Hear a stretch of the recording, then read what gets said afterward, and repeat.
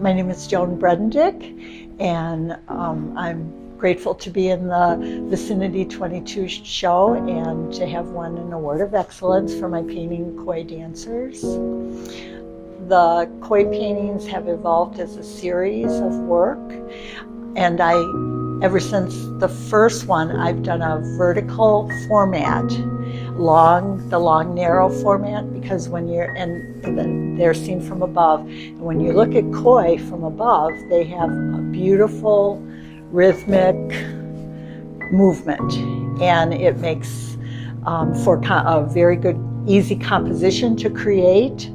What attracted me to the koi has been observing them when you go into a restaurant or go to someone's house that have a koi pond. And because you're always looking at them from above, they're beautiful. If you go to a garden that has koi and they're very large and they're very aggressive and they come towards you wanting food, they're not so beautiful because they are carp after all. The koi have been bred to a myriad of colors, and there's even a blue and white koi now that has been created. Yes.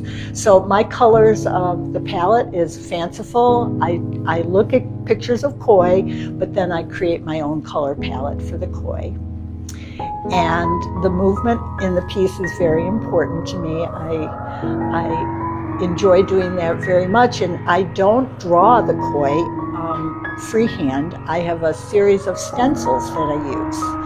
And so I make small, medium, and large stencils of the koi body, and some are very turned and some are very straight. And then I place those stencils on the paper or the ground and draw them into a pleasing pattern. And then I freehand the tails, freehand the fins. And so that's where all that movement that you see in the piece will come from. Then I look at photographs of koi for the water, and I try to make the water go in with the movement with the koi fish. The other thing that I do is I'm always fascinated by having a dark area on the top that runs down to a very light area at the bottom. And so compositionally, I'm very aware of what the paintings will look like.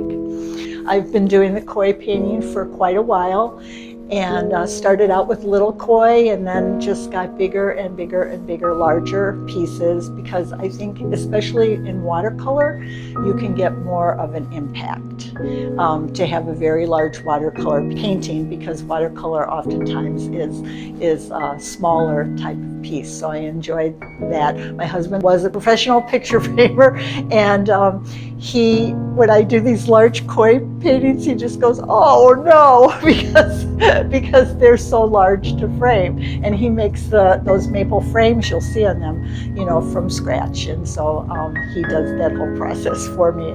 The koi paintings, I think, are just beautiful. I'm not trying to say anything other than express the beauty that comes from nature, the color of water, the movement, and that's what I really enjoy about doing the koi paintings.